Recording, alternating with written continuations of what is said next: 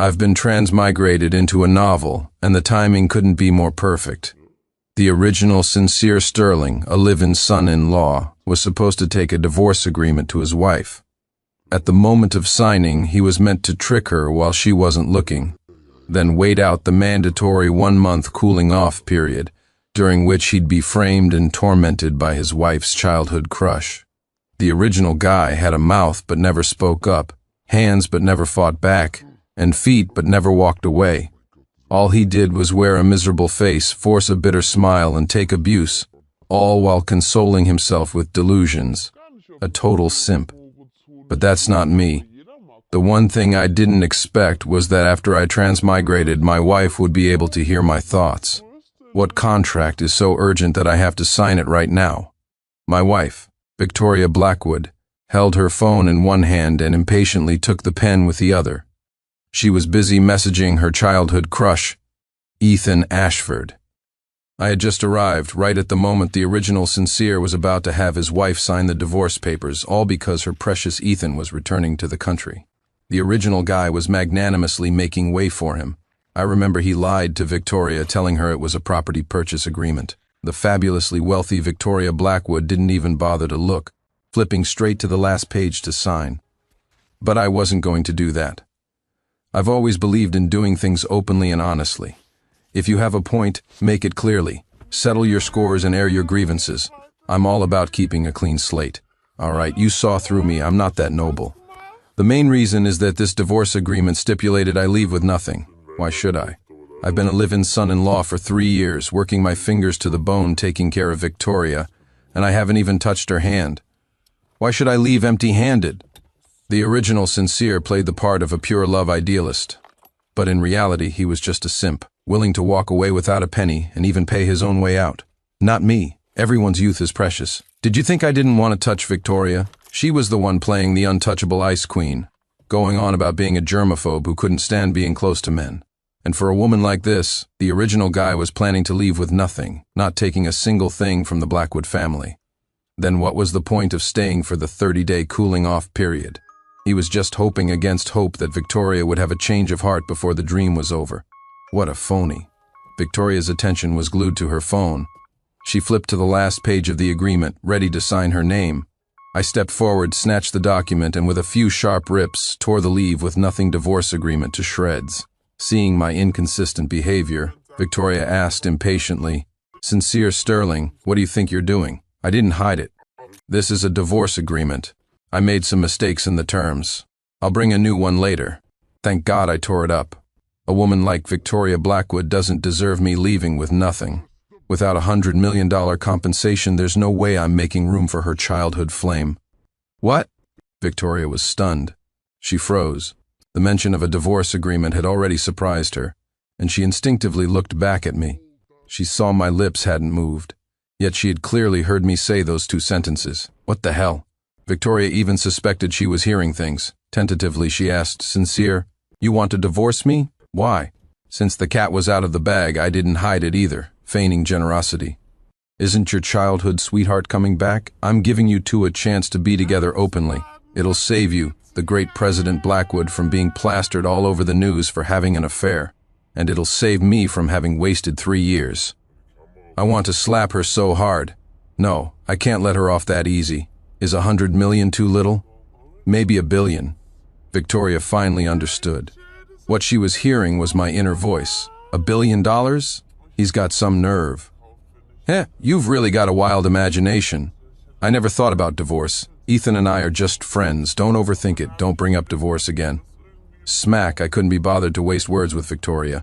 I slapped her straight across the face. I just committed domestic violence.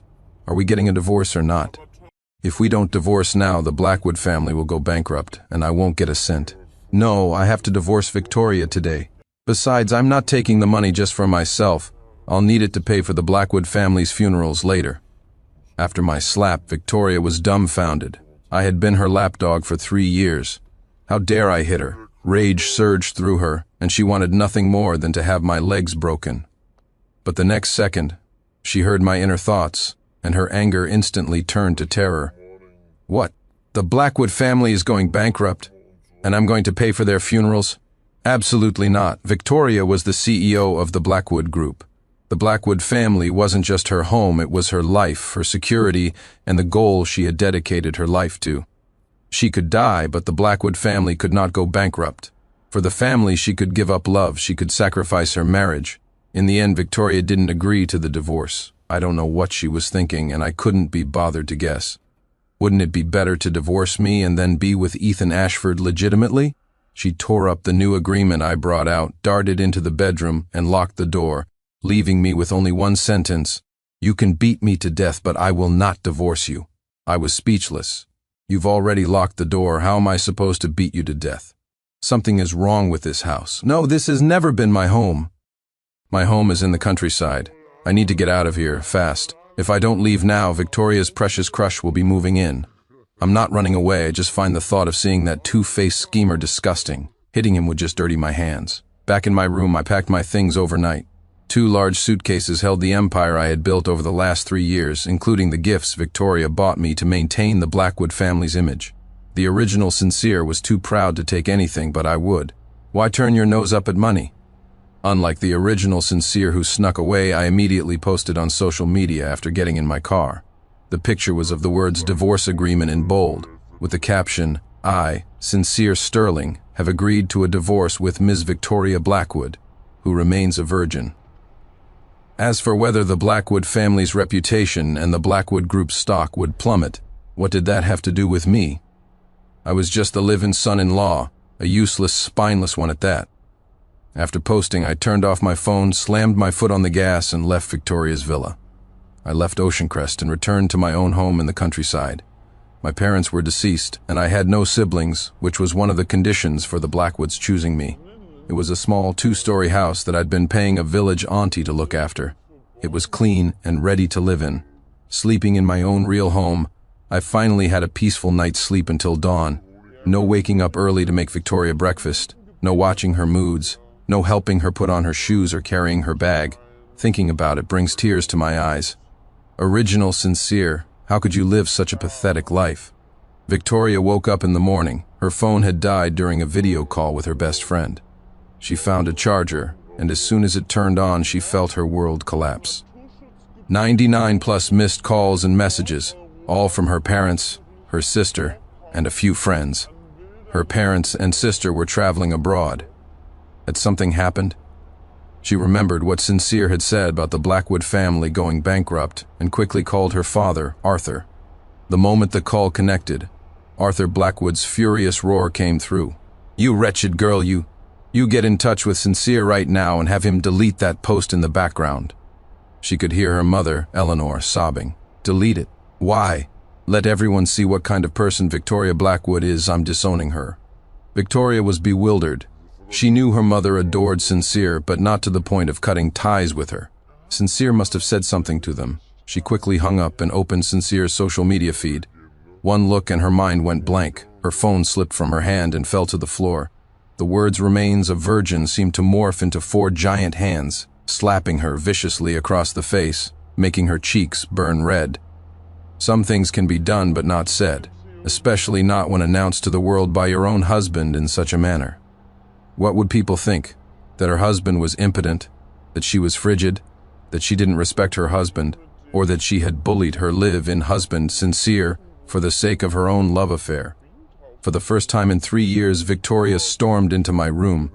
It was empty. He was gone, and so were his things. She frantically checked the security footage and saw me pulling my suitcases out of the villa without a single look back. Victoria collapsed onto the floor, her mind in chaos. If before she was 100% certain that she didn't like her husband at all, now her heart felt hollow. Victoria found me faster than I expected. I had just woken up and was about to head to the town market for breakfast when I saw her waiting at my door. Yesterday, she was a stunning, glamorous beauty. Now her hair was a mess. She was still in her pajamas, and it looked like she hadn't even washed her face. She had a certain broken beauty to her. Seeing this manipulative woman like this, did Ethan dump her again?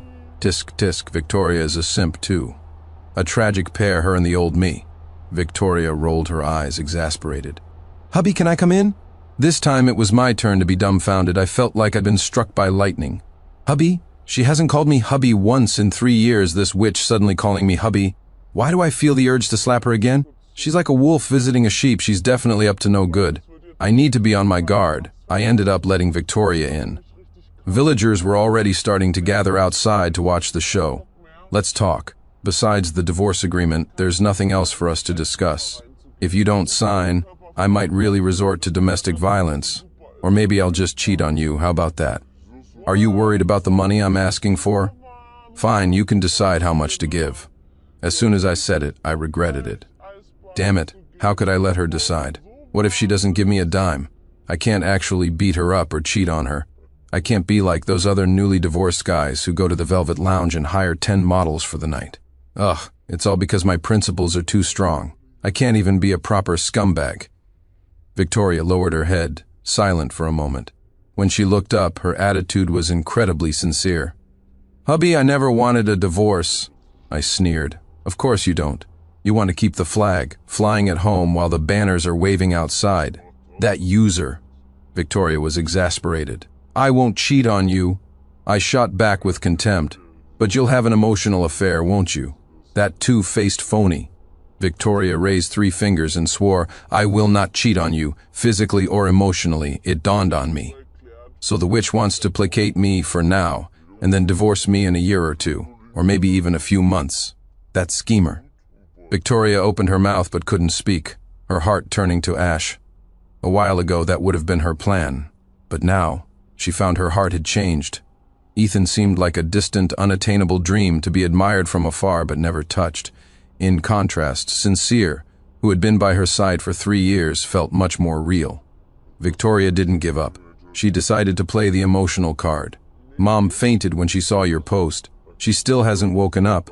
And Dad, you know he has a weak heart. Arthur and Eleanor Blackwood treated me like their own son. It's just that they rarely stayed in Ocean Crest.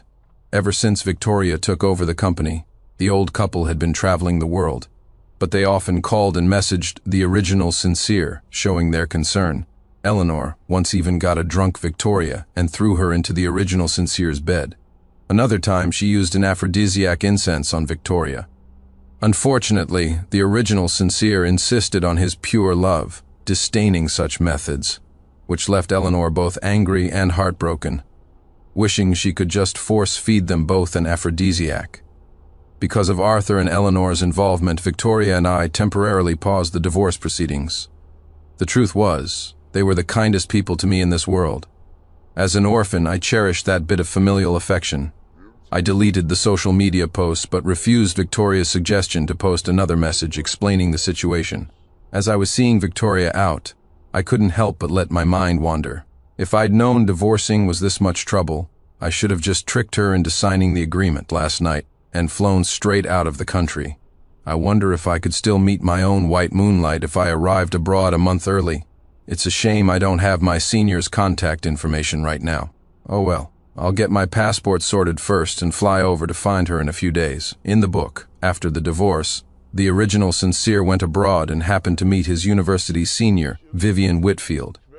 Compared to Victoria, Vivian was her equal in every way: family background, looks, figure, you name it. Most importantly, the two were sworn rivals. For some reason, when Victoria heard me thinking about some senior, some white moonlight, and even planning to go abroad to find her, to do what? Find a new partner, relive old dreams.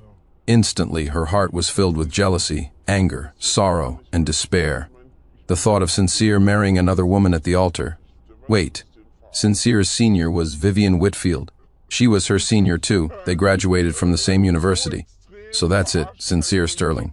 We're not even divorced, and you're already planning to find your next partner. And you're going for my mortal enemy. Vivian Whitfield. Victoria was furious, desperate. Rage burned in her blood. She could feel the hot air rushing from her nostrils, as if it could burn a hole through the earth. Sincere Sterling. Hearing Victoria grind out my name syllable by syllable, I took a fearful step back, completely baffled by her sudden anger. What's wrong with this woman? Is she regretting it again? Fine. If she forces me to leave with nothing, then so be it.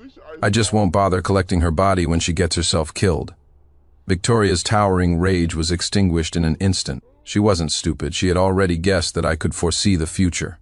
The thought of the Blackwood family going bankrupt and her entire family dying made her forget all about questioning me and Vivian.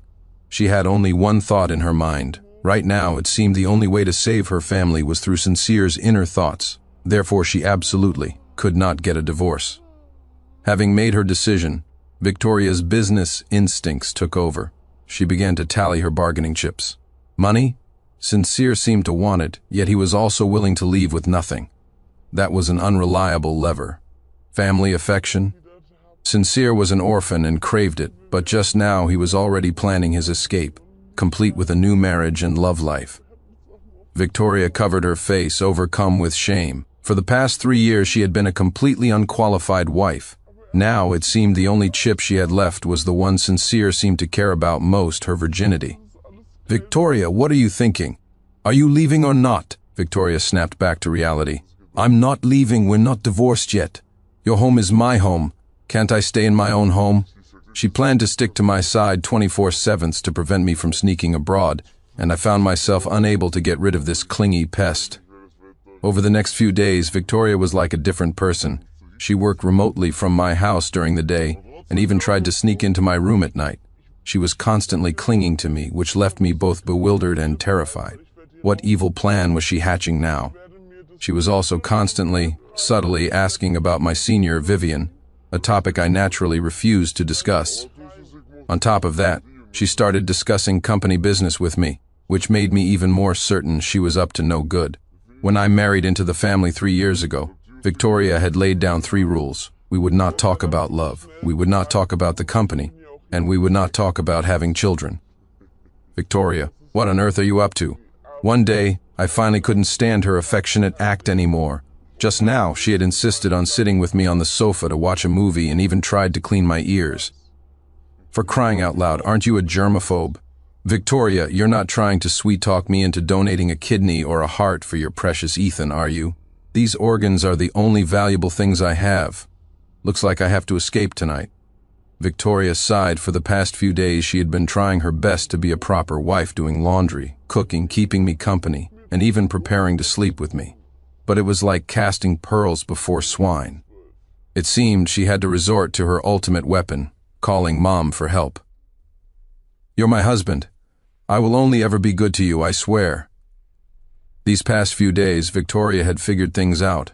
Marriage and love could be put on the back burner. Avoiding the family's bankruptcy was the priority.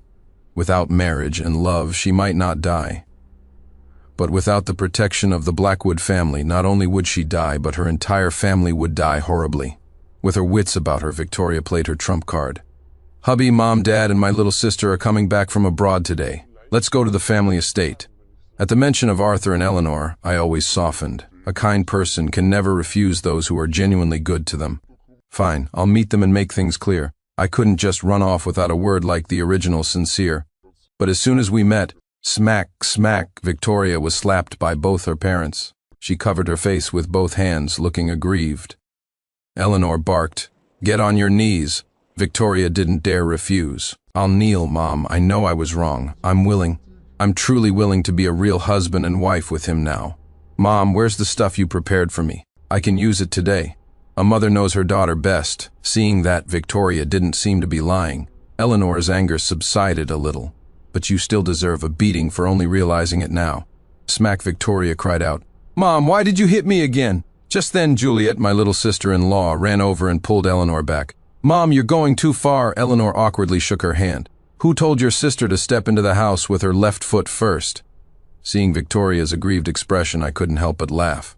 Sure enough, only my mother-in-law can handle this woman. It's just a shame that my in-laws and sister-in-law are all going to be killed because of her. "What did you just say?" Eleanor staggered back 2 steps in shock. If Arthur hadn't caught her, she would have fallen. Juliet, who usually despised me, her live-in brother-in-law, was now livid. "Sincere Sterling, how dare you smack!" Victoria slapped her sister, cutting her off. She frantically shot a look at her parents and sister, pulling them into a ground-floor bedroom. Then she turned back and ordered the butler. Mr. Forbes, keep an eye on my husband. Get him a bottle of Coke." Mr. Forbes, who had been practically invisible until now, instantly materialized in the kitchen and brought me a Coke. I was surprised Victoria even knew the original Sincere's favorite drink was Coke, but I felt no gratitude. Instead, I was trying to figure out what was going on with the Blackwood family's strange behavior. I sat in the living room, waiting for them to come out. Half an hour passed with no movement, only the faint sound of a few slaps and the pained cries of Victoria and Juliet. A while later, Arthur and Eleanor emerged, looking heavy-hearted. Victoria and Juliet followed behind, their heads bowed. Then, Eleanor burst into tears and hugged me. I was at a loss, wanting to comfort her but not knowing how. "Mom, please don't cry. Victoria and I aren't planning to divorce for now. We'll live a good life. I'll just placate them for now. In a couple of days, I'll find a chance to slip away to another country. After the Blackwood family goes bankrupt and they're all killed, I'll sneak back to collect their bodies. No, I have to take my in-laws with me. If I leave my mother-in-law behind, she'll not only be violated, but her reputation will be destroyed, and she'll die a miserable death. My father-in-law will have a quicker end. His heart will give out when the family goes bankrupt. But the worst fate is reserved for Juliet. Well, she used to curse at me and resent me all the time. I'll just buy her the cheapest urn when the time comes." As I comforted Eleanor, my mind raced with these plans, completely missing the varied expressions the Blackwood family was giving me. Arthur looked gratified. Eleanor was filled with a mix of heartache for Victoria and remorse. Juliet's expression was unreadable, her fists clenched and teeth gritted. She still didn't believe her sister's claim that Sincere's inner thoughts were prophecies. It wasn't scientific. She was going to find a flaw in his story. "Sincere, Mom supports your divorce from Victoria." Eleanor suddenly sat up straight, her face serious. "I'll call the bank in a moment and transfer $1 billion to you. Mom hopes you'll take this money, go abroad, and never come back." I stood up in astonishment. "Mom, what are you—" Arthur came over and patted my shoulder. "Your mother and I truly see you as a son. Since your fate with Victoria has run its course, it's better to part on good terms. In the future, when we go abroad to visit, you'd better treat us well." My mind went blank. This wasn't how I imagined things would go. Weren't they supposed to persuade me not to get a divorce? Why were they not only agreeing but also giving me $1 billion? I looked at Victoria and saw her face was streaked with tears, her eyes filled with remorse. "Hubby, my parents are right. I'm the one who wronged you. I haven't been a good wife to you. I agreed to the divorce." Juliet, always hot-tempered, chimed in. "Sincere Sterling, hurry up and sign the papers, take the money, and get lost. I'll even add another $23.5 million. Take my parents with you when you go abroad. You guys are the real family. Go settle down overseas." What on earth was wrong with this family? Still, that brat Juliet's idea aligned perfectly with mine, but I wouldn't take her money. The cheapest urn. I'll order it for her tomorrow. She'll be able to use it within 2 months. Sincere Sterling Juliet stomped her foot in anger. It was 20 years' worth of allowance she had saved up, but she didn't say it out loud. Her phone rang. She answered, exchanged a few words, and hung up. Then she looked at her parents and Victoria. "I'm not getting involved in your business anymore. Do whatever you want. I don't believe any of it anyway. It's Serafina Sinclair's birthday today. I have to go." With that, she grabbed her bag to leave, shooting me a fierce glare before she went. I was speechless, about to tell her to stay, but this girl loved to do the opposite of whatever I said. If Juliet goes to that party, she's going to lose her virginity. She'll be part of an orgy, get photographed and be blackmailed later, becoming one of the gravediggers for the Blackwood Group's downfall. Tisk, how can I stop her? In the end, Juliet didn't get to go. Just as she was about to leave, her parents and Victoria called her back. Eleanor even produced the Blackwood family's instrument of discipline, a black leather whip. "Juliet, what's going on?" She didn't go. "Does this mean the Blackwood family can avoid bankruptcy? Should I stay and help them?" But the crucial point is that this stupid woman, Victoria, is the main reason for the company's collapse. Victoria once again felt a wave of despair. She hadn't done anything, yet why was the company going to fail because of her? But according to her husband's thoughts, destiny could be changed. With that thought, her spirits lifted. As expected of a Victoria Blackwood, she could go bankrupt. She could be blinded by love. She could be schemed against. But all versions of Victoria Blackwood across the multiverse had one thing in common. They were beautiful, aloof, and genuinely capable. She took out her phone and called her special assistant, Dylan Donovan. "Assistant Donovan, take a team and get to the Velvet Lounge. Very important person room number 1, within half an hour. Take photos, record videos, and after gathering evidence, bring Serafina Sinclair to the Blackwood estate. Arthur and Eleanor exchanged a glance and nodded with a smile. A flicker of pity crossed Juliet's face, but in the next second, a ruthless glint that even her bangs couldn't hide shone in her eyes. Victoria suddenly changed her mind. She wanted to try for her marriage one more time. "Hubby, can we wait a month before divorcing?" "Don't worry, I, Victoria Blackwood, am a woman of my word. The $1 billion will be transferred to you right now." Before I could answer, Arthur and Eleanor stepped forward. They had agreed to the divorce for my sake, but now they also felt it was worth another try to see if fate could be altered. Eleanor took my hand. "My boy, Mom really can't bear to see you go. Why don't you stay at the estate for this month?" Juliet came over and tugged at the corner of my shirt, acting coy for the first time ever. "Brother-in-law, I promise I'll be nice to you from now on." I was silent, pondering. This family was getting stranger and stranger, especially Juliet. "Don't you realize how weird you sound?" "Oh well, for the sake of that $1 billion in cash, I'll stay for now. One should see things through to the end. Leaving without a word really isn't right. Victoria can die, but the Blackwood Company can't go bankrupt. It can be handed over to Juliet in the future. Victoria, I can stay, but you have to promise me one thing. For the duration of our marriage, you cannot do anything immoral." Victoria nodded eagerly, but her heart was filled with sorrow.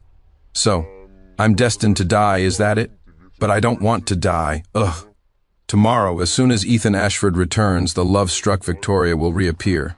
Not only will she personally pick him up from the airport, but she'll also greet him with flowers and a hug, and even bring him home, and she'll make me cook for her lover and prepare his room. That two-faced schemer will even try to stay in the master bedroom in front of me. Just thinking about it makes me sick of Victoria. Maybe I should just break her legs now. "Yes." "Excellent," Arthur suddenly let out a nervous shout, pointing at Victoria with a furious expression.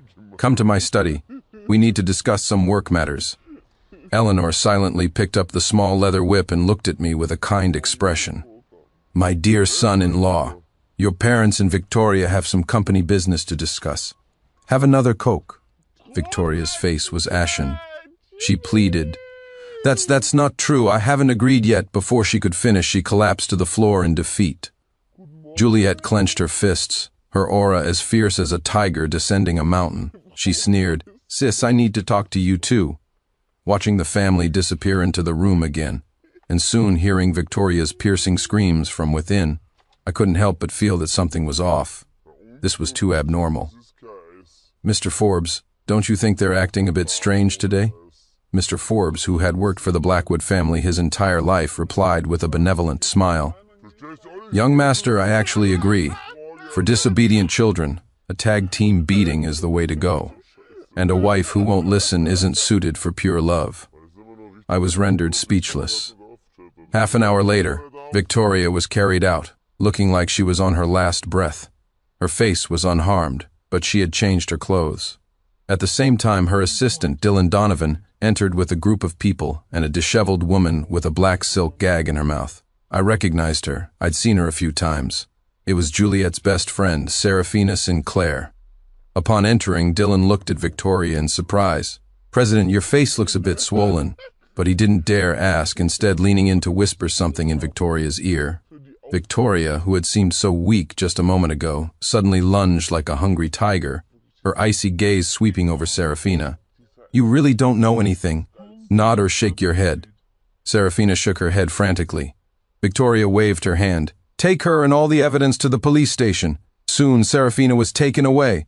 Before Dylan left, Victoria pulled him aside for a quiet word. I couldn't hear what they said, but Dylan glanced at me as he was leaving. Arthur had Mr. Forbes prepare dinner. "Sincere, you'll stay here tonight. How about having a few drinks with your old man?" Seeing the expectant looks from the whole family, I graciously accepted. One always lingers on final moments of happiness. Sigh, if only Victoria weren't so determined to court death. Just as she sat down, Victoria's body went limp and she slid to the floor. "Hubby, I really don't want to be beaten anymore." Another round of tag team beatings and she might as well commit suicide. After all, what 25-year-old daughter gets beaten every day? I shot her a glare. "What does your getting beaten have to do with me? I didn't do anything and I certainly didn't say anything." Victoria. No, this entire family has been weird today. At the dinner table, Arthur kept pouring me wine, Eleanor personally served me food, and Juliet even leaned over to wipe my mouth. Victoria couldn't even find a space to squeeze in, forced to shrink like a quail in her chair. I spared her a glance. Something's off with Victoria. Why is her face so red? She's all shy and demure, like a bride-to-be. Is the woman thinking about her white moonlight again? Victoria shot up from her chair, waving her hands frantically. No, I'm really not. She looked at her mother. Mom, don't forget to, you know. Eleanor gave a subtle nod. Arthur raised his glass again. My dear son-in-law, have another. Juliet personally held up my glass. Brother-in-law, here's to you. Eleanor slapped her daughter's hand away and glared at her husband. What are you drinking for? What if he gets too drunk to perform? She then served me a sea cucumber stewed with horny goatweed. Sincere, eat up. The old house gets cold at night. You need to build up your strength. Perhaps it was too much building up. Back in my room, I felt an unbearable heat. In the middle of the night, a woman slipped into my bed. From the fragrance and the feel, I knew it was Victoria, but I didn't refuse her. I wasn't like the original Sincere, that pure love warrior. Why turn away a meal that's served to you? Besides, I was still her husband in name. She was indeed a virgin. A delicate rose bloomed, and 3 years of pent-up frustration blossomed into a flurry of plum blossoms. The next evening, the Blackwoods had guests. It was their old family friends, another prominent family in Ocean Crest, Ethan Ashford and his father Lawrence. I didn't really want to see them, so I went to the game room Eleanor had specially prepared for me. I only came out for dinner. To my surprise, Victoria didn't rush downstairs to see her white moonlight. Instead, she came down clinging to the railing, walking unsteadily. She was dressed very conservatively, with only her hands and face exposed. I couldn't figure out what she was up to. From the side, I heard Arthur's concerned voice. How much of that stuff did you use yesterday? He didn't stop all night? Eleanor shot him a look. I didn't use any. I grabbed the wrong bottle. Arthur was shocked. Then they... Eleanor smiled with satisfaction. They've figured it out. Then she sighed. It's just too late. The moment Ethan saw Victoria coming downstairs, he rushed to her. Vicky, I called you. Why didn't you answer? Are you sick? You look like you just woke up. Victoria gave an awkward smile and subtly refused Ethan's attempt to help her. I was a bit under the weather. Slept all day. Then, while greeting the Ashfords, she walked over and sat down next to me. At the dinner table, Arthur, as the head of the house, said, Lawrence, let's have a drink today. It's been too long. Lawrence Ashford smiled and nodded, teasing, It's rare to see a henpecked husband like you act so tough. I didn't drink, and neither did Ethan. After a few courses, Ethan produced a gift box. Inside was a diamond necklace shimmering with a brilliant blue light. Vicky, I didn't know what to get you upon my return until I saw this piece at an auction, Deep Sea Love, the final work of Master Pavani. It symbolizes our feelings. No, not friendship. A love as deep as the ocean. They say women are like western dragons, fond of shiny diamonds. I estimated that necklace had to be worth at least 200 or 300 million. Ethan must really love Victoria. He stayed chaste for her all those years abroad. This isn't a gift, it's a betrothal present, isn't it? Let's see if the woman is moved. Victoria did feel a flicker of emotion, but not much. After all, last night's ordeal was far more memorable. She couldn't muster any special feelings for other men right now. She was too satisfied. Still, as a woman, she felt a little pride hearing that Ethan's love for her was unwavering, but she really couldn't accept the gift. She would literally be beaten to death. Eleanor, afraid her daughter was about to court death again, quickly intervened. Ethan, this gift is too valuable. Victoria can't possibly accept it. Arthur chimed in. The friendship between you young ones shouldn't involve such extravagance. Otherwise, your father and I would have to exchange gifts worth billions, ha. To everyone's surprise, Lawrence Ashford nodded in agreement and produced a document. Arthur, this is the port project in Rio de Janeiro, Brazil. Interested? Arthur dropped his joking demeanor. He glanced at me first, and I understood instantly. He was worried about my feelings, but I couldn't refuse on his behalf. I was just the live-in son-in-law, with no shares in the Blackwood Group, and had no right to speak on business collaborations. The Ashfords are really going all out. It's a shame about Ethan's necklace, though. He doesn't actually want to give it to that woman. Victoria, who had just been feeling proud of Ethan's love, immediately held her breath upon hearing it wasn't sincere. focusing on what I would think next. This time, even Arthur, Eleanor, and the usually quiet Juliet stopped what they were doing, because the person he really wants to give it to is my mother-in-law. Tisk, tisk. If Victoria knew Ethan's real white moonlight was her own mother, would she die of anger? Victoria's eyes instantly turned red, her fists clenching so hard they cracked. Eleanor's chopsticks fell onto the table, and she covered her mouth in disgust. Arthur nearly crushed his wineglass. I, on the other hand, was busy eating the food in my bowl. Juliet was just too diligent, never letting my bowl stay empty. Sigh, this whole family is blind. Ethan glances at Victoria 10 times, but he sneaks 20 glances at my mother-in-law. Ethan lost his own mother at a young age. He has an Oedipus complex. How could Victoria not have noticed after all these years? She deserves to be schemed against later. Eleanor couldn't take it anymore. Without a word, she went back to her room. She finally understood why I had said her reputation would be destroyed. Without the protection of the Blackwood Group, she would surely not be able to escape Ethan's advances. Victoria and Juliet likewise left without a word, leaving the situation incredibly awkward. Arthur put down his glass, his head bowed to hide the hatred in his eyes. He was a man who had weathered many storms. He had always thought of Ethan as a boy he watched grow up. All he could say was that you can know a person's face but not their heart. In the past, he had seen Ethan's affection for Eleanor as a child missing a mother's love. Now it seemed Ethan wanted more than just motherly love. Lawrence, I'm not feeling well either. Let my son-in-law have a drink with you. Watching my father-in-law leave without a backward glance, the atmosphere could no longer be described as just awkward. Ethan put away the necklace and turned to leave. Lawrence hesitated for a moment, sighed, and followed him out. Neither of them looked at me the entire time.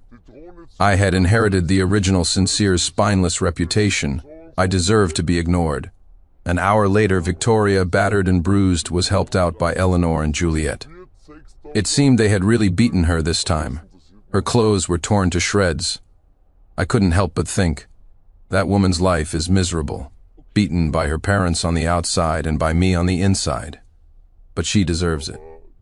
Arthur had me sit down and casually asked about the collaboration Lawrence had proposed. Sincere, what do you think of this partnership? I thought Arthur was testing me, so I told the truth. The project is excellent, with very promising profits and prospects. But you've overlooked one thing. That country just had an election. The new leader has been vocal about his fondness for our country's soccer team. Dad, do you think someone like that is reliable?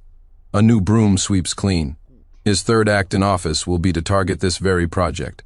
The project won't be cancelled, but its timeline will be indefinitely extended, tying up a large amount of the Blackwood Group's liquid capital.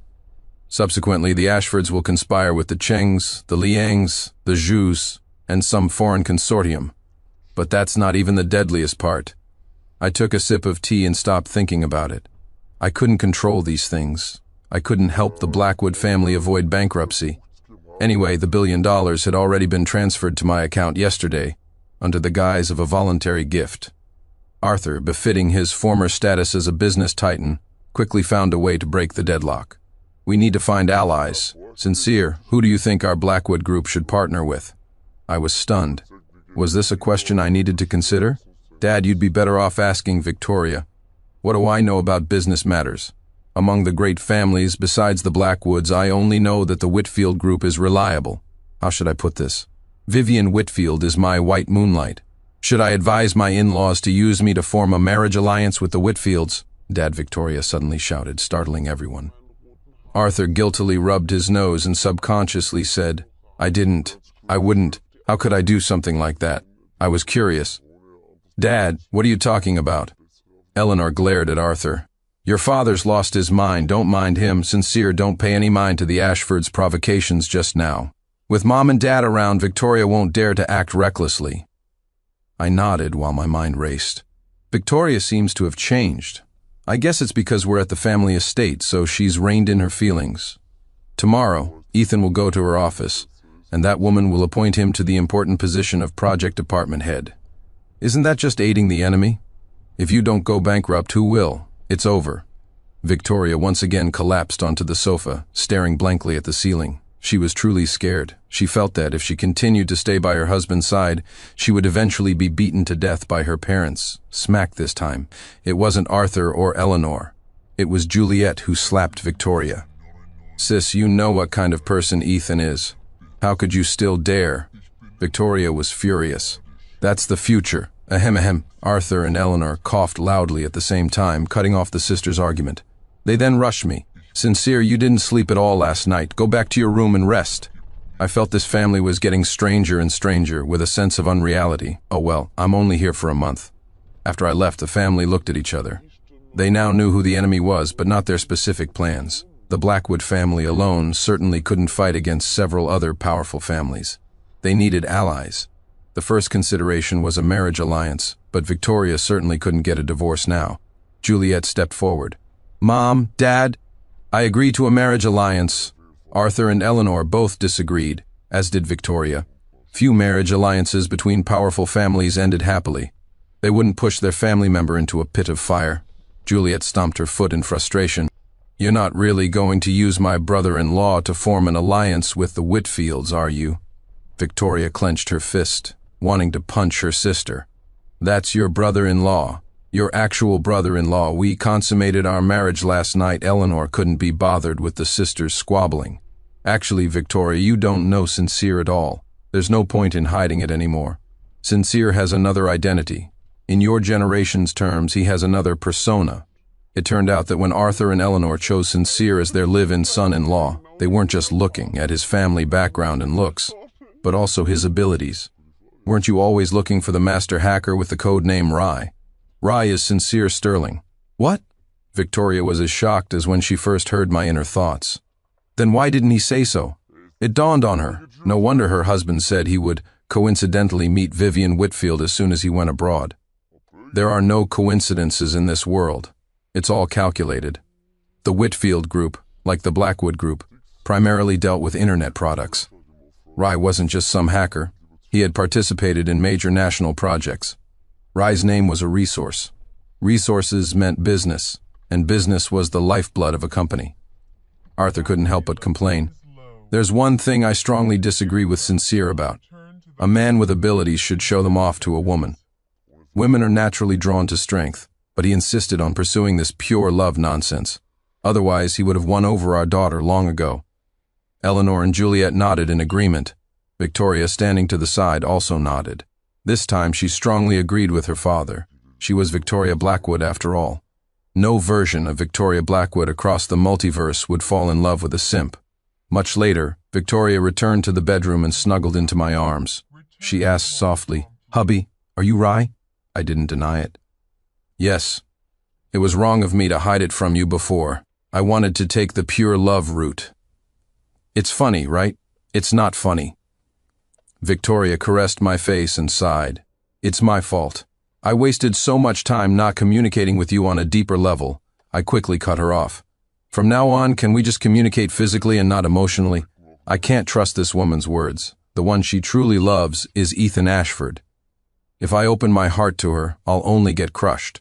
Victoria wanted to retort immediately, but she knew the trust between them was broken. Rebuilding it would take time, perhaps a year, perhaps a lifetime. Hubby, can you hold me while we sleep? Last night was actually the happiest time of my life. My heart leaped with joy. See? To conquer a woman, you have to start with her body. Playing the pure love game before was just idiotic. Oh well, she did take my first time. I'll buy her a better urn when I collect her body in the future. Victoria gave a bitter smile, not knowing whether to be happy or sad. The next day, Victoria insisted on going to the office with me. We had been married for 3 years. She was the high and mighty CEO of the Blackwood Group, and I was just a low-level employee in the tech department, not even a supervisor. We were about to get a divorce, and suddenly going to work together? I wouldn't agree. Hubby, our morning workout was a bit long today. You wore me out. You're not the type of person to pull up your pants and deny responsibility, are you? I wanted to say yes, but seeing her tearful expression, my heart softened. The moment we entered the company, Victoria linked her arm with mine, acting like a dependent little bird. All the way from the front desk to the president's office, within 5 minutes, The news that Victoria and I had been married for 3 years spread throughout the entire company. 20 minutes later, Ethan, having heard the news, rushed over. The moment he entered the office, he demanded, "Vicky, didn't you say you would divorce Sincere Sterling when I came back? Now you're making your relationship public. What about the 3 years I waited for you? Whoa, I'm still here. Is he completely ignoring my existence?" I sneered. "What about it? You're a toad lusting after a swan. Don't they say a toad can never get the swan?" Victoria couldn't help but burst out laughing. Ethan was so angry he nearly had a seizure. "Victoria, you've fallen in love with him?" "He's just a low-born nobody." Victoria confidently walked to my side and hugged me. "I love my husband. I only love my husband. I didn't understand love before, didn't know how to love, and was deceived by your sweet talk." Then her tone shifted, becoming cold and severe. "Ethan Ashford, did you steal my mother's underwear that went missing years ago?" Ethan's face changed drastically. His eyes darted around nervously, and he even took a step back out of guilt, forcing an awkward smile. "Vicky, that's not a funny joke." Victoria raised an eyebrow and gestured to me with her eyes. I immediately understood, stepped forward, and slapped Ethan across the face, followed by a kick. "You ungrateful wolf, how dare you covet my mother-in-law? You want to have both mother and daughter. Dream on." Because of his guilt, Ethan didn't even dare to fight back. I gave him a thorough beating before letting him leave. I wonder how Victoria found out about that. No wonder she's suddenly being so nice to me. She finally saw her white moonlight's true colors. It's just a shame it's too late. I don't think I like her as much as I used to. But I do like her body more. After all, she's my woman now. I can't just watch something happen to her. Oh well, I'll help her one more time. Victoria was both happy and sad. "Hubby, can we not get a divorce? If we divorce, my mom definitely won't let me marry another man. She'll think he's not interested in me but in her. How about this? You can have girlfriends on the side, but you can't let me know." I was speechless. I couldn't respond to that. Someone as proud as Victoria, how could she say something like that? She must be bluffing me. If only Victoria had been like this 3 years ago. I would have gladly been with her for a lifetime. In the following period, the business world of Ocean Crest was in turmoil. Since the day Ethan and Victoria had their falling out, the two companies began to clash. According to the original plan of Ethan's group, he would have joined the Blackwood Group's project department as a supervisor, leaking large amounts of company secrets. Once the Brazilian project tied up the Blackwood Group's capital, the Ashfords would have united with several other prominent families to squeeze the Blackwoods' survival space. At that point, the Blackwoods would have needed a large injection of funds. With banks tightening their lending, they would have had no choice but to mortgage or exchange a portion of their shares. The Ashfords could then legitimately acquire these shares, gradually devouring the company until they could take it over completely. The Blackwood family would be driven out. Arthur would die from illness, and Eleanor, Victoria, and Juliet would all meet tragic ends. Naturally, the Blackwood family would not accept this outcome. Through my inner thoughts over these days, Arthur and Victoria had already begun their counterattack. Of course, I wasn't idle either. I had my own connections. The fame of Rye hadn't faded during my 3 years as a live-in son-in-law. In fact, it had grown. This was thanks to the original Sincere, and also to Victoria. With no wife to eat with, play with, or chat with after work, all his time was spent on programming. I used my connections, mainly borrowing my professor's influence, to bring in some partners for the Blackwood Group, all state-owned enterprises. This gave Victoria a much-needed breather amidst her busy schedule, but it wasn't enough. The Blackwoods needed cash, tens of billions in cash. The banks were non-committal, and the Blackwood Group was in a precarious position under the attack of the other families. Just as I was about to contact my professor again, an unbelievable person showed up at our door. "Senior, what are you doing here?" The visitor was none other than my senior, Vivian Whitfield. Victoria emerged from behind me. "Hubby, I said I had a surprise for you. How is it? Are you happy?" I forced a smile. More like terrified. During this time, my relationship with Victoria had progressed slowly, but it didn't stop us from sleeping in each other's arms every night. But suddenly, seeing my white moonlight, my heart was in turmoil. What was Victoria up to? Was she bringing Vivian here to test me? To lure me into cheating so she could take back my $1 billion? Victoria maintained her smile, but she was closely observing Vivian. Seeing no reaction, her smile widened. Sure enough, only the Blackwood family can hear my husband's inner thoughts. Sincere, long time no see. I came this time at Victoria's invitation to discuss a partnership, and also to see you. Victoria nodded from the side. My senior came all this way for you. You should hurry to the kitchen and make us something delicious. I knew the two women were about to discuss business. Being sent away by Victoria suited me just fine. By the time I had lunch ready, they had finished their discussion. The meal was a pleasant one for all. After seeing Vivian off, I asked, "How did you convince your senior to partner with you?" Victoria gave a mysterious smile. I cast a straight hook and she was a willing fish. I scratched my eyebrow. She was being cryptic. She doesn't want to tell me. Fine. Victoria is getting nicer and nicer to me, but I still want to pound her, both inside and out. Victoria was inwardly shocked. With the help of the Whitfield Group, within a month, the Blackwood Group not only recovered but also successfully won the battle among Ocean Crest's prominent families. The Ashford Group was on the verge of bankruptcy. One day, Ethan, wearing an ill-fitting suit, came to the Blackwood estate. He looked haggard. On closer inspection, it wasn't that the suit didn't fit, but that he had lost a lot of weight. The moment he entered, he knelt on the floor and begged, "Uncle Arthur, Vicky, please let my family go. From now on, our family will follow the Blackwoods' lead as your servants." Arthur and Victoria naturally wouldn't agree. Eleanor's eyes were already red with hatred. She had wished for the Ashfords to be wiped from the face of the earth. She had even willed her assets to be donated upon her death, which showed how much she hated Ethan. I also found it disgusting. The neighborhood boy she watched grow up dated her daughter just to get close to her, to make it easier to steal her underwear. Although the destruction of her reputation didn't happen, Ethan's intentions were punishable by death. Among the Blackwoods, Arthur was the one who hated the Ashfords the most. They had coveted his wife and daughter, schemed against his younger daughter, and ultimately caused the Blackwood family to go bankrupt and meet a tragic end. How could he let them go? "Ethan, the reason I let you in today is this. Hand over your family's offshore trust fund, and I can let your father go." Lawrence Ashford was already in the ICU. Letting him go or not didn't really matter much. At most, it meant Arthur would handle the funeral arrangements, showing the Blackwood family's kindness and generosity to the public. But Ethan understood the hidden meaning in Arthur's words. If he complied, his father would have a dignified end. If he didn't, his father wouldn't even have that. The family's offshore trust fund was his last resort. Arthur was trying to eradicate them completely.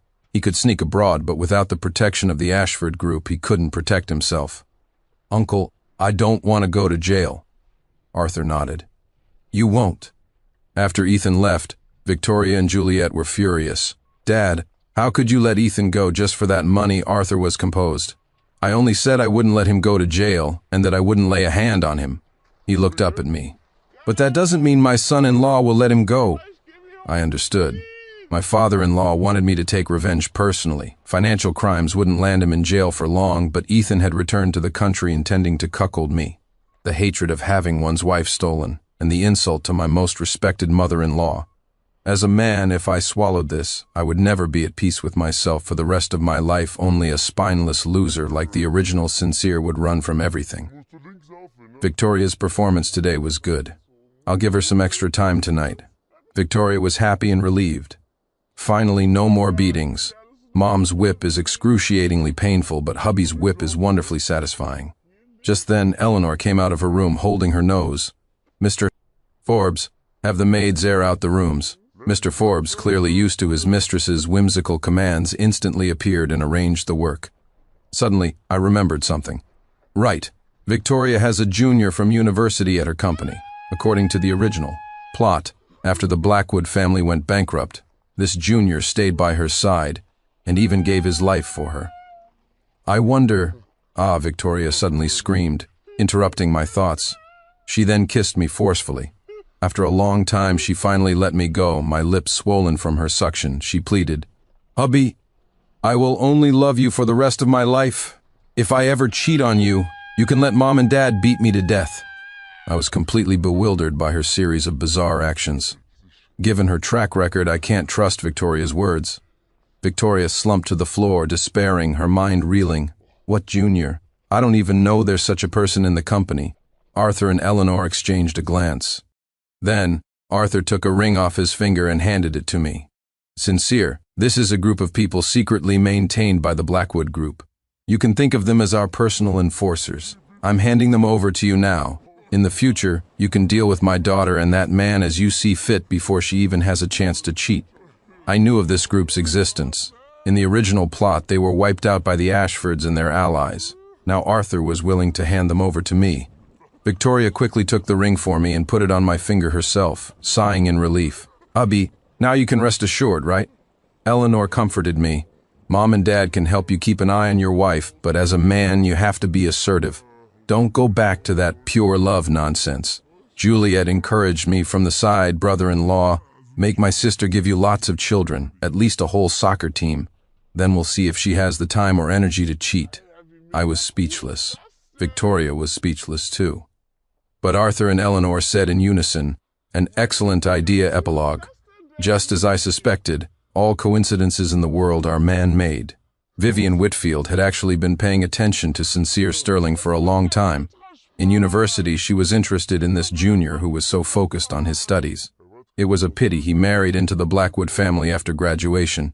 She thought they would never cross paths again, until one day, her junior's wife showed up at her door. "Vivian Whitfield, I know you are my husband's white moonlight, and he is the Prince Charming in your heart. Our Blackwood family is facing a crisis, and I hope to get the Whitfield Group's help. After this is over, we can compete fairly." Victoria chose to be honest, telling Vivian everything that had happened, including her relationship with Ethan, the trouble the Blackwoods were in, and Sincere's desire to leave. The only thing she didn't mention was that her family could hear Sincere's inner thoughts. Vivian sneered, "It seems to me that if your Blackwood family goes bankrupt and Sincere becomes single again, it would be more beneficial for me, wouldn't it?" Victoria said with certainty. "The white moonlight in my husband's heart is kind and gentle. She would never watch from the sidelines or aid the villains." "Vivian Whitfield, would you do that?" Vivian sighed. If Victoria hadn't come to her today, she could have remained a bystander. But now that Victoria had come to her for help, if Sincere found out she did nothing, it might affect their relationship. "You're that confident I care about Sincere?" Victoria nodded. "Based on the fact that you, a great CEO, were willing to marry a divorced Sincere in the original timeline," but she couldn't say that out loud. "Vivian, you only have one chance." In the end, Vivian agreed, because Sincere was a righteous person. In the Blackwood family's most difficult time, he had converted his billion-dollar divorce settlement back into a 5% stake in the Blackwood Group, revealed his identity as Rye to support them, and even used his professor's connections to bring them clients. This showed that Sincere didn't want the Blackwood family to go bankrupt. As Sincere's white moonlight, Vivian couldn't bear to ruin her image in his heart. Within a month, the partnership between the Whitfield and Blackwood groups was successful, defeating all their rivals. But Vivian discovered she had been deceived. "Victoria, is this what you call a fair chance to compete?" Vivian was furious, waving a piece of paper in her hand. Victoria was pregnant. It turned out that while she was busy with work, she was also frantically harvesting mushrooms, and she had succeeded. Victoria gave an awkward smile. "You can't blame me for this. You have to blame my mother. She's the one who said I can only marry Sincere in this lifetime. Otherwise, she'll think other men are after her." Vivian's face was frosty. "You have to give me an explanation." Victoria pretended to hesitate for a long time. "How about you become my mom's goddaughter?" Vivian was shocked. Victoria nodded affirmatively. "My mom is only willing for her own daughter to marry Sincere." "But Juliet doesn't count." Vivian was stunned. "Can you even do that?" Victoria saw Vivian's hesitation and sneered inwardly, still pretending, if it weren't for the fact that she couldn't lose the Whitfield Group as an ally, and that Vivian was her husband's white moonlight, she wouldn't be so heartbroken. Oh well, adults don't have time for all this lovey-dovey stuff. It's all for the sake of benefits. Powerful families don't believe in that red marriage certificate. A child is the real bond. "Vivian, don't expect too much. My husband may love you the most, but I will absolutely be his wife for life." Vivian was silent for a long time, then lowered her head and whispered, "Thank you, Sis Vicky." Hearing this, Victoria burst out laughing and immediately took out her phone. "Assistant Donovan, go order a small leather whip, exactly like my mom's." Vivian was aghast. What are you doing? You and Sincere have that kind of hobby, Victoria said helplessly. Don't let your imagination run wild. This is the first gift for my child. I want him to taste the suffering I once endured. Vivian's eyelid twitched, and she subtly moved a little further away from Victoria. Victoria couldn't warn her. After all, she had to let her experience what it was like to be doted on by a grandparent.